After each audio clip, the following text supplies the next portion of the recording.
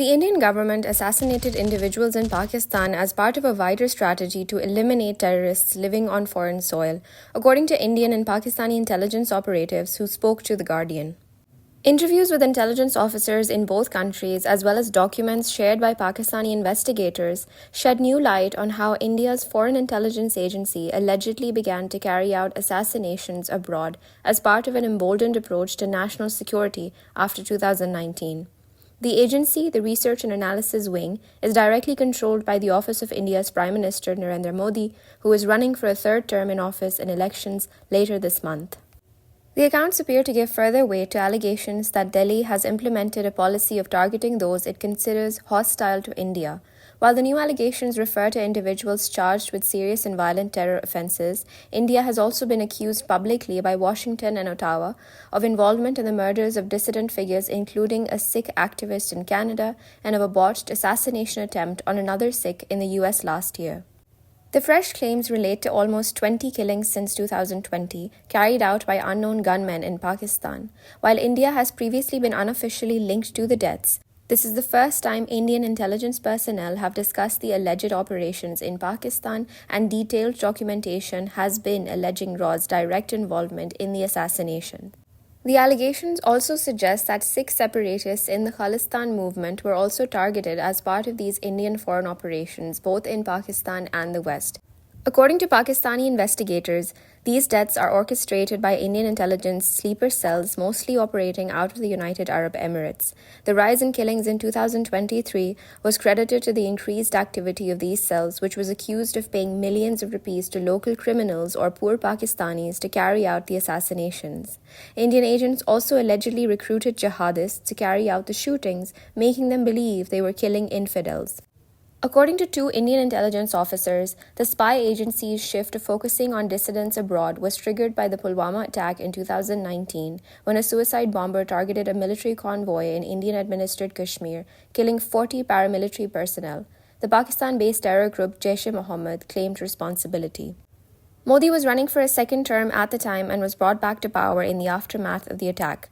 After Pulwama, the approach changed to target elements outside the country before they were able to launch an attack or create any disturbance, one Indian intelligence operative said. "We could not stop the attacks because ultimately their safe havens were in Pakistan, so we had to get to the source. To conduct such operations needed approval from the highest level of government," he added. The officer said India had drawn inspiration from intelligence agencies such as the Israel's Mossad and Russia's KGB, which had been linked to extrajudicial killings on foreign soil. He also said the killing of Saudi journalist and dissident Jamal Khashoggi, who was murdered in 2018 in the Saudi embassy, had been directly cited by Raw officials. It was a few months after the killing of Jamal Khashoggi that there was a debate among the top brass of intelligence in the Prime Minister's office about how something can be learned from the case. One senior official said in a meeting that if Saudis can do this, why not us? He recounted. What the Saudis did was very effective. You not only get rid of your own enemy by sending a chilling message, a warning to the people working against you. Every intelligence agency has been doing this. Our country cannot be strong without exerting power over our enemies. Senior officials from two separate Pakistani intelligence agencies said they suspected India's involvement in up to 20 killings since 2020. They pointed to evidence relating to previously undisclosed inquiries into 7 of the cases, including witness testimonies, arrest records, financial statements, WhatsApp messages, and passports, which investigators say showcase in detail the operations conducted by Indian spies to assassinate targets on Pakistani soil. The Guardian has seen the documents, but they couldn't be independently verified. The intelligence sources claimed that targeted assassinations increased significantly in 2023, accusing India of involvement in the suspected deaths of about 15 people, most of whom were shot at close range by unknown gunmen. In a response to Guardian, India's Ministry of External Affairs denied all the allegations, reiterating an earlier statement that they were false and malicious anti-India propaganda. The ministry emphasized a previous denial made by India's Foreign Minister, Subramanian Jaishankar, that targeted killings in other countries were not the government of India's policy.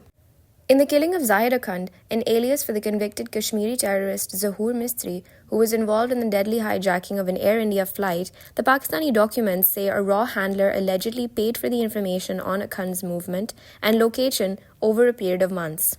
She then allegedly contacted him directly, pretending to be a journalist who wanted to interview a terrorist in order to confirm his identity. Are you Zahid? I'm a journalist from the New York Post. Read messages in the dossier shown to The Guardian. Zahid is said to have responded, "For what you are messaging me." Millions of rupees were then allegedly paid to Afghan nationals to carry out the shootings in Karachi in March 2022. They fled over the border, but their handlers were later arrested by Pakistani security agencies. According to the evidence gathered by Pakistan, the killings were regularly coordinated out of the UAE, where RAW established sleeper cells that would separately arrange different parts of the operation and recruit the killers.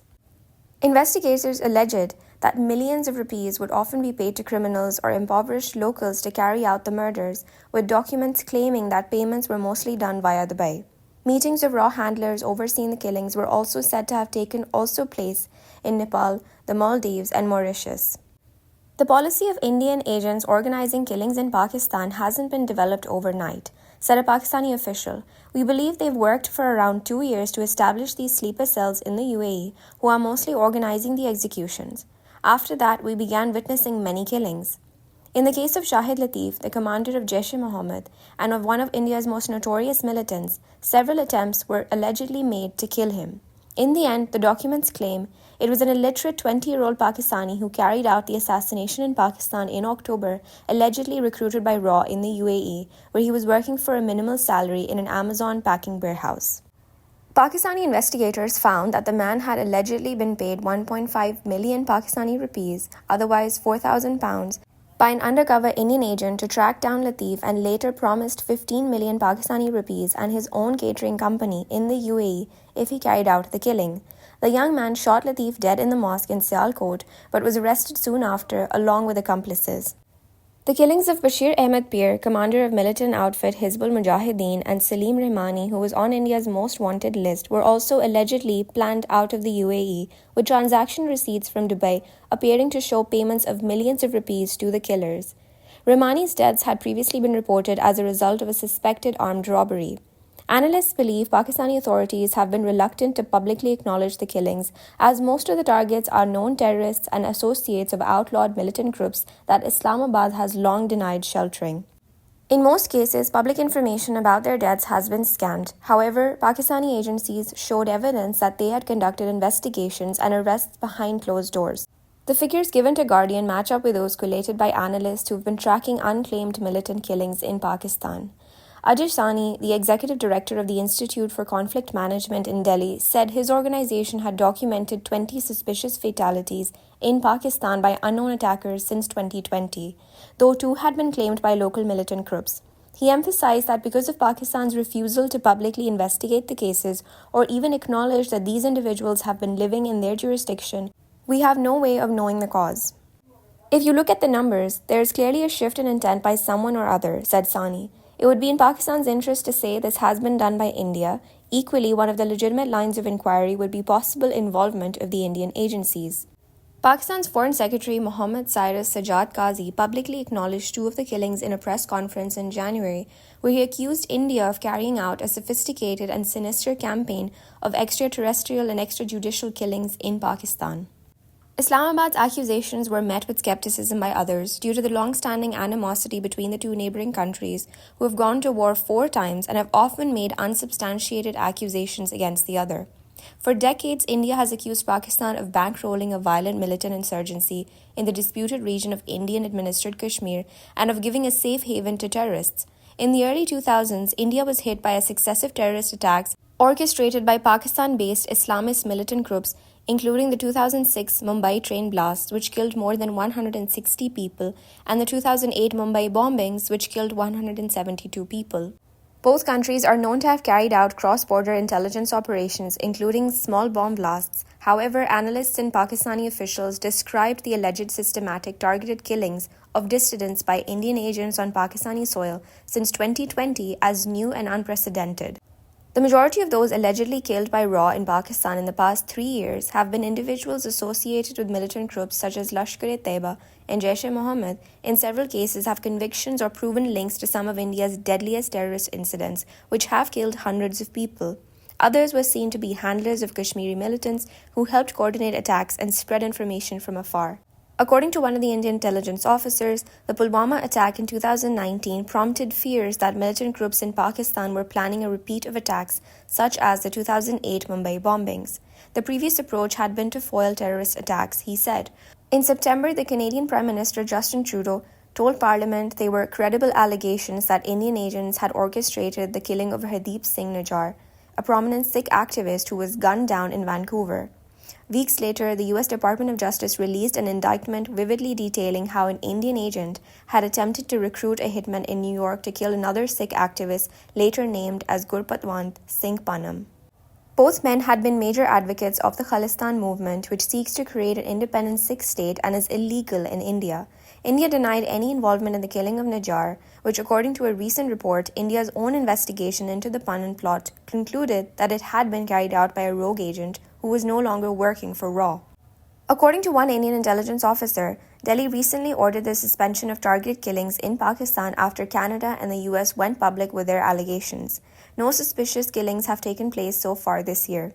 Two Indian operatives separately confirmed that diaspora Khalistani activists have become a focus of India's foreign operations after hundreds of thousands of farmers, mostly Sikhs from Punjab, descended on Delhi to protest against new farm laws. The protests ultimately forced the government into a rare policy U-turn, which was seen as an embarrassment.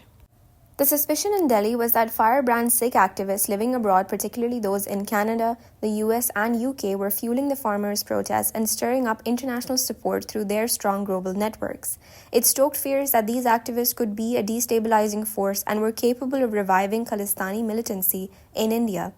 In the UK, the Sikhs in the West Midlands were issued threat-to-life warnings amid growing concern about the safety of separatist campaigners who Sikhs claimed are being targeted by the Indian government. Before the US and Canadian cases, a high-profile Khalistani leader, Paramjit Singh Panjwar, was shot dead in Lahore last May. Pakistani investigators claimed they had warned Panjwar that his life was in danger a month before he was killed and said another Khalistani activist living in Pakistan had also faced threats to his life. Panjwar's assassination is among those alleged to have been carried out by Indian operatives using what Pakistani agencies described as the religious method. According to the documents, Indian agents used social media to infiltrate networks of Islamic State and units connected to Taliban, where they recruited and groomed Pakistani Islamist radicals to carry out hit jobs on Indian dissidents by telling them they were carrying out sacred killings of infidels. These agents allegedly sought help from the former IS fighters from the Indian state of Kerala, who had traveled to Afghanistan to fight for IS but surrendered after 2019 and were brought back through diplomatic channels to get access to these jihadist networks. According to an investigation by Pakistani agencies, Panjwar's killer, who was later caught, allegedly thought he was working on the instructions of Pakistani Taliban affiliate Badri 313 Battalion and had to prove himself by killing an enemy of Islam.